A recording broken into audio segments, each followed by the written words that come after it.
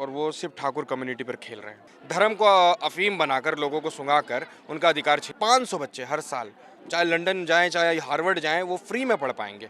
हमें अडानी और अंबानी का गुलाम नहीं बनना है। लेकिन मंदिर खाने को नहीं देता, रोजगार चाहिए, रोटी चाहिए। कि यहाँ हिंदू मुस्लिम नहीं चलेगा। नमस्कार, मैं शंभू कुमार सिंह और आप देख रहे हैं नेशनल दस्तक टीवी। अखबार में जो आपको दिखाया जा रहा है, दरअसल यूपी में सब कुछ वैसा नहीं हो रहा है। छोटी छोटी सभाएं हो रही है और ये तय हो चुका है कि अखिलेश यादव और आरएलडी जो चौधरी चरण सिंह की विरासत है, जो जयंत चौधरी जिसके राष्ट्रीय अध्यक्ष हैं, उनका गठबंधन हो रहा है। मैं आज एक छोटे से गांव में हूं और ये देखिए बहुजन उदय अभियान चल रहा है। प्रशांत कनौजिया को आप सब लोग जानते हैं, किसी परिचय के मोहताज नहीं है। जब पत्रकार थे तो यूपी सरकार ने उनको 2 बार जेल में डाल दिया था।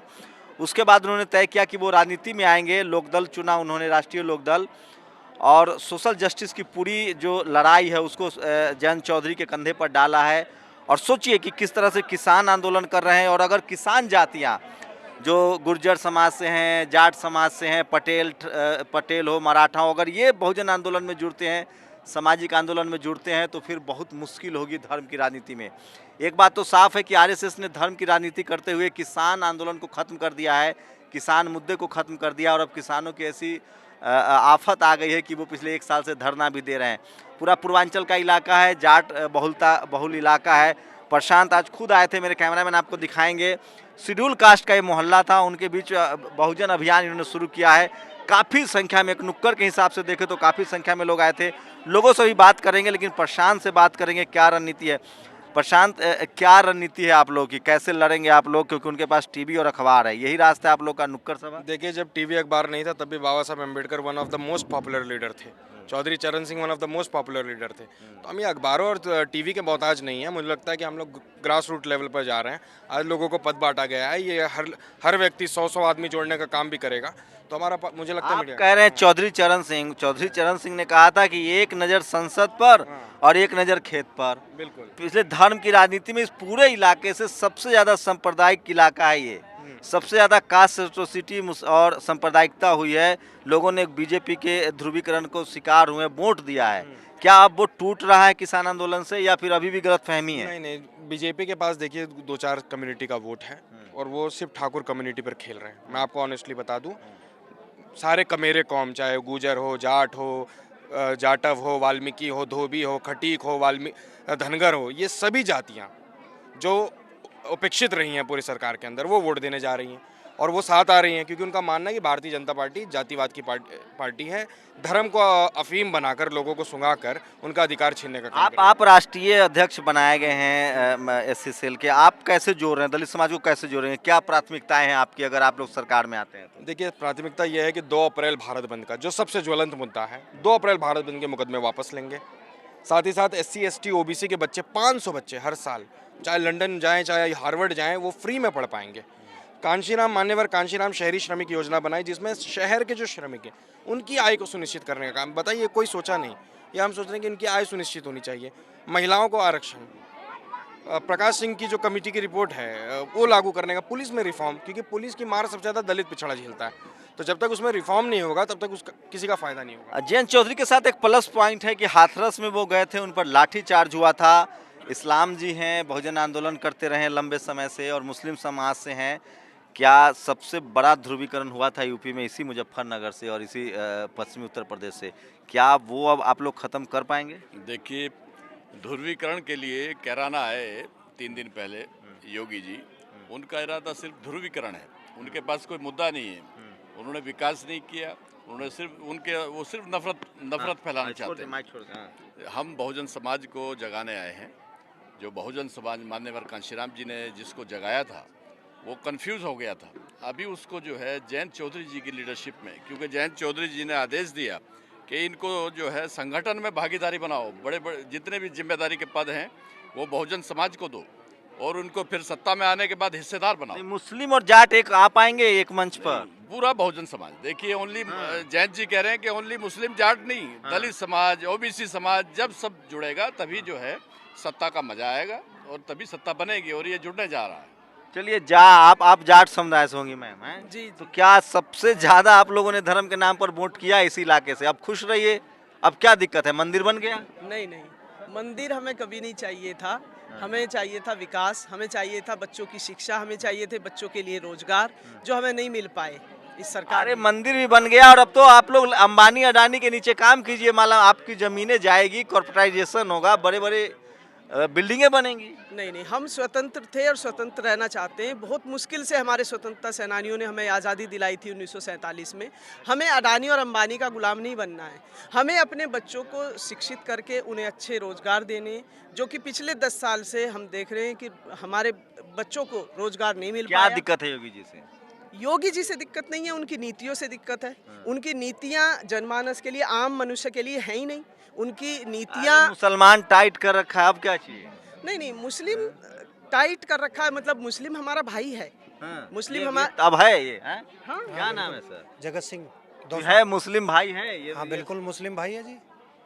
हमेशा ये तो गंगा जमनी तहजीब है हमारी यहाँ की, और जिसको ये हमेशा जो है चुनाव में प्रयोग करते हैं कि हिंदू मुस्लिम के नाम पे, जाति धर्म के नाम पे वोट बांट करके और समाज को वर्गीकरण समाज का करके अब वोट ऐसा लेना क्या हो गया कि पिछली बार तो वोट पड़ा है, लोकसभा में वोट पड़ा है, जो मोदी इन्होंने हैं। हवाई सपने दिखाए थे, जो ख्वाब दिखाए थे, वो जनता ने आजमा के देख लिया, उस पर ये खरे नहीं उतरे और जनता जो है त्रस्त है, आज रोजगार नहीं है। क्या ख्वाब दिखाए थे?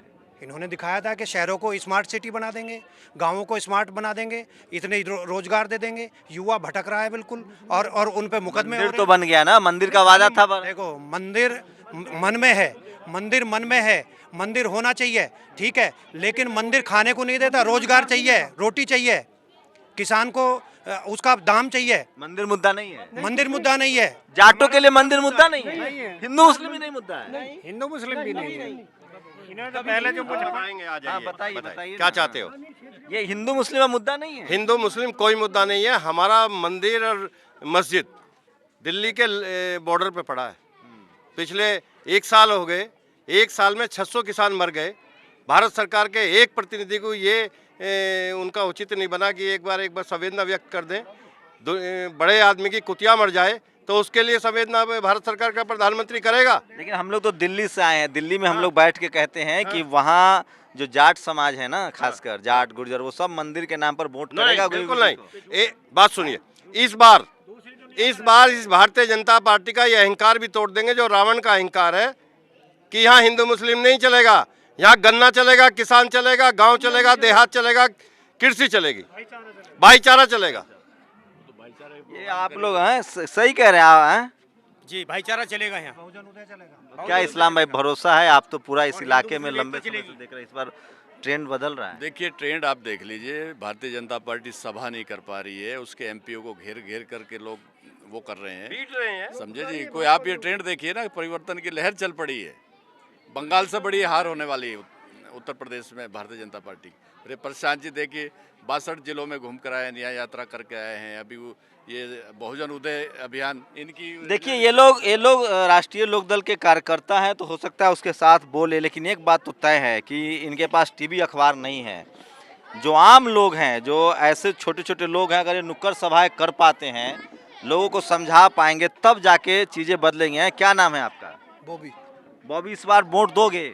जी देंगे। क्या समझ के वोट दोगे, क्यों दोगे वोट? सर देखिए, अब मैं युवा हूँ, हाँ। बीएससी ग्रेजुएट हो चुका हूँ, एमएससी भी कंप्लीट हो चुकी है, पर हाँ। मेरे पास कोई रोजगार नहीं है। हाँ। सबसे बड़ी बात युवाओं के साथ क्या रोजगार की होती है। रोजगार के इतने बड़े बड़े सपने दिखाए गए थे कि रोजगार देंगे, हम ये देंगे, वो तो देंगे। आप शेड्यूल कास्ट हो, जी। दलित समाज से हो? जी मैं ओबीसी में हूँ। ओबीसी से हो, तब भी रोजगार चाहिए? जी। मंदिर से काम नहीं चलेगा? मंदिर खाने को दे देगा। ये तो चलिए, यहाँ कोई एक कट्टर हिंदू से मिलवाते हैं। क्या नाम है आपका भाई साहब? हैं, आप क्या जाट समाज से हो? नहीं सर, तो सैन समाज से। अच्छा ओबीसी हो? Yes sir. तो क्या करते हो आप? सर अभी तो कुछ नहीं है, रोजगार ही नहीं है अपने पास कुछ अभी। तो मंदिर बन गया, उससे काम नहीं चलेगा? नहीं चलेगा। टीवी अखबार नहीं देखते हो? नहीं। देखिए बहुत काम करना पड़ेगा। मुझे लगता है यूपी का चुनाव, बीजेपी के पास रणनीति है, आरएसएस जैसा संगठन है, संसाधन है, और सबसे बड़ी बात है उनके पास टीवी और अखबार है। प्रशांत खुद पत्रकार हैं। प्रशांत, कितनी सभाएं करेंगे आप लोग? ऐसे कोई काट है आप लोगों के पास टीवी अखबार का? नहीं, कोई कार्ड वार्ड नहीं है। और मैं तो पहले भी कह रहा हूँ, हमें कोई अखबारों से मतलब नहीं है। अखबार छापे नहीं छापे, टीवी दिखाए नहीं दिखाए, हम जनता के बीच में जाकर काम करेंगे। और मुझे लगता है कि जब टीवी मीडिया नहीं था, बाबा साहब को कहाँ दिखाते थे? तो मुखनायक खड़ा हुआ, उन्होंने मुकनायक शुरू किया। लेकिन सवाल ये है ना, देखिए इस देश में चौधरी चरण सिंह प्रधानमंत्री बने हैं, किसानों की राजनीति तगड़ी थी। धर्म के नाम पर जब राजनीति होगी ना तो आरक्षण, किसान, मजदूर, रोजगार ये सब खत्म हो जाता है साहब। देखिए धर्म के नाम पे शेड्यूल कास्ट, शेड्यूल ट्राइब, किसान जातियाँ सब वो टूट के धर्म के नाम पर, मुसलमान के नाम पर वोट करती तो है। देखिए धर्म की राजनीति वही करते हैं जिनका धर्म की वजह से घर चलता है, जिनके घर में रोटी आती है। किसानों का घर धर्म से नहीं चलता है। धर्म आपका आस्था विश्वास, आप आस्था करिए ना, कौन रोक रहा है आपको। लेकिन उसकी राजनीति जो इस तरीके से कर रहे हैं वो नहीं चलने वाला है। देखिए एक सैचुरेशन पॉइंट होता है। मोदी 2014 जीत गए, 19 जीत गए, लेकिन अब लोग कटोरा लेके भीख मांगने वाला है। बस 2-3 साल और रुकिए, जिस तरीके से जीडीपी हमारी गिरती जा रही है, नेपाल, भूटान, बांग्लादेश हमसे आगे होता जा रहा है। बताइए। अच्छा आप लोग सच बताइए ईमानदारी से, वोट आप लोग अब हमारे कहने से तो वोट देंगे नहीं, हमारे कहने से कुछ हार जीत होगी नहीं। अगर ये जमीन वाला आंदोलन नहीं चलता तो जाट समाज अभी भी बीजेपी के साथ था। आप लोगों ने जयंत चौधरी को हराया, आप लोगों ने अजीत सिंह को हराया इसी इलाके से। नहीं हम नहीं कह हराया, रहे, हम तो खाली सबूत दे हम रहे हैं। लोगों ने नहीं हराया। तो इन्होंने कुछ इस तरह के हथकंडे अपनाए, किसने? जबरन, भारतीय जनता पार्टी ने। जबरन आपका वोट छीन लिया? हाँ जबरन, मैं बताऊंगा, कूद के वोट मैं बताऊंगा आपको, मैं बताऊंगा। हराए गए, हराए गए। वोटिंग में गड़बड़ करिए, गिनती में गड़बड़ करिए, मशीन बंद कर दी। आप लोग वोट नहीं दिए थे? वोट दिए थे? बीजेपी को दिए थे? नहीं। अगर हम बताते हाँ भारतीय जनता पार्टी की साजिश थी हाँ। कि उत्तरी भारत में जो किसान राजनीति स्वर्गीय चौधरी चरण सिंह और छोटूराम जी करके छोड़ के गए हैं, उस राजनीति को समाप्त करना है। और ये पहली बार, मैं 45 साल से राजनीति में हूँ, मैंने कभी पोस्टल बैलेट को बाद में गिनते नहीं देखा। पोस्टल बैलेट हमेशा शुरू में गिने सर आप राजनीति नहीं, करें, नहीं, मेरा सवाल का जवाब नहीं, दीजिए। नहीं, इसी इलाके नहीं, से हाँ। प्रधान चौधरी चरण सिंह का बेटा, उनका पोता चुनाव हार गया। हार गए? नहीं हारे। चौधरी जी से जयंत चौधरी चुनाव नहीं हारे। सपा, बसपा और आरएलडी का गठबंधन था लोकसभा में, नहीं हारे। जाटों ने वोट दिया था। और सुनिए, आप हमें मत छेड़िए। हाँ। ये चौधरी चरण सिंह का बेटा और पोता चुनाव के हारने के बाद का चुनाव है। ये महाभारत होगा, यहाँ चलना नहीं, रण होगा। वही कह रहा हूँ ना, जमीन जब आप लोग की छीनी जा रही तभी अकल आई है ना, या पहले से समझ रहे थे खेल? हमें ये अंदेशा नहीं था। हाँ। हमें ये अंदेशा नहीं था ये पोस्टल बैलेट से हमें हरा लेंगे। हाँ। नहीं तो हम और 50,000 वोट डाल देते। ये हमें अंदेशा नहीं था, पोस्टल बैलेट से चोरी करके हम हरा लेंगे। देखिए एक बात सच है, धर्म की राजनीति होगी तो 3 चीज़ों का नुकसान होगा। किसानों का आंदोलन, मजदूरों का आंदोलन, दलितों का आंदोलन, आरक्षण की लड़ाई खत्म होगी। आप लोग को तय करना है कि रोजी रोटी पर चुनाव होना है, वोट देना है, या मुसलमानों को टाइट करना है, आरक्षण टाइट करना है। जब जब धर्म की राजनीति होगी, कॉन्स्टिट्यूशनली बहुत डैमेज सहना पड़ेगा आपको, समाज टुकड़ों में बटेगा। आज धर्म के नाम पर हत्याएं हो रही है, लोगों को मारा जा रहा है, लॉ एंड ऑर्डर का मसला हो। मैं फिर कह रहा हूँ, सबसे ज़्यादा धर्म की राजनीति में किसानों का नुकसान हो रहा है। मराठाओं को आरक्षण नहीं मिला, जाटों ने आरक्षण मांगा, उनको नहीं मिला, गुर्जरों ने आरक्षण मांगा राजस्थान में, उनको नहीं मिला।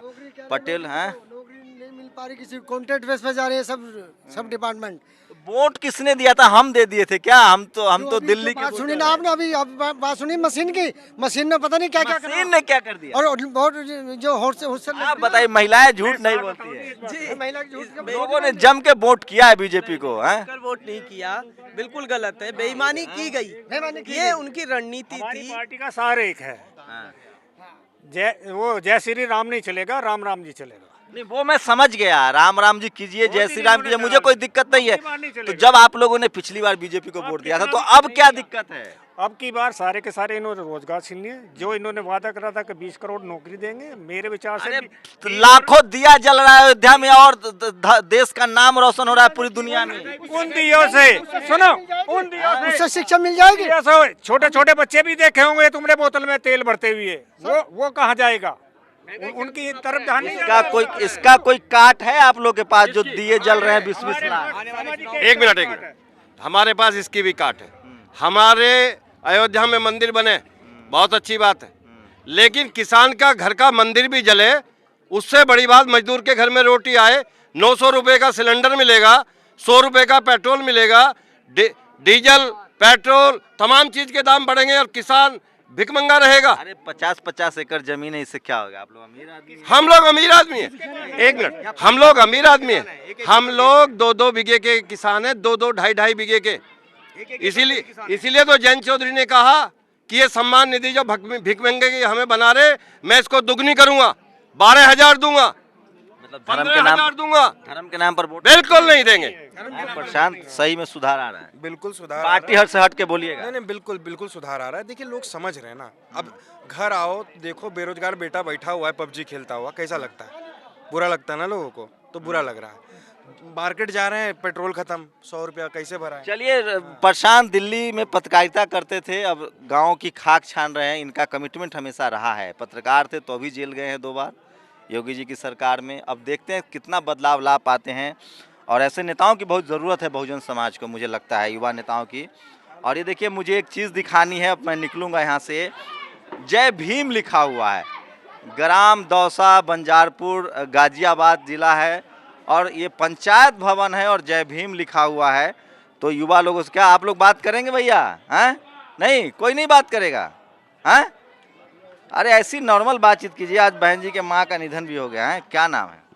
मेरा नाम नीलम कुमार खटाना है। क्या लग रहा है इस बार बीजेपी रहेगी, जाएगी? क्या लग रहा अभी क्या कह सके, 2 महीने का समय है। है? 2 महीने का समय है। हम ये थोड़ी पूछ रहे किसको वोट दीजिएगा, होगा क्या? हम कब बता रहे हैं कि वोट किसको देना हो, तो जब ही तय करेंगे ना टाइम पे ही। लेकिन बीजेपी को नहीं देंगे? नहीं देंगे। बीजेपी को नहीं देंगे, किसी को? बीजेपी को वोट नहीं देंगे, किसी कीमत पे नहीं देंगे। वोट देंगे नल पे, राष्ट्रीय लोकदल को, क्योंकि आम जनता की पहचान है और ये सब एक साथ है। किसान भाई, मजदूर भाई, सब एक साथ है, सब एक साथ जुड़ करके। देखिए, एक बात तो तय है, यूपी में कौन किसको वोट देगा ये तो नहीं पता है, लेकिन कम से कम शेड्यूल कास्ट, पिछड़ी जाति के लोग, ओबीसी के लोग और जो मुस्लिम समाज के लोग हैं, वो किसी कीमत पर बीजेपी को वोट देने के लिए तैयार नहीं है। अगर वोट बंटता नहीं है तो योगी की मुश्किल बढ़ जाएगी। Shambhu Kumar Singh, national Dastak, Ghaziabad, UP. National Dastak की आपसे गुजारिश है कि अगर इसको बचाना चाहते हैं तो नेशनल दस्तक को सब्सक्राइब करने के लिए रेड कलर के सब्सक्राइब बटन को दबाएं, फिर बेल आइकन की घंटी दबाएं। नेशनल दस्तक को बचाने के लिए बहुत जरूरी है कि हर खबर को शेयर करें, लाइक करें, कमेंट जरूर करें।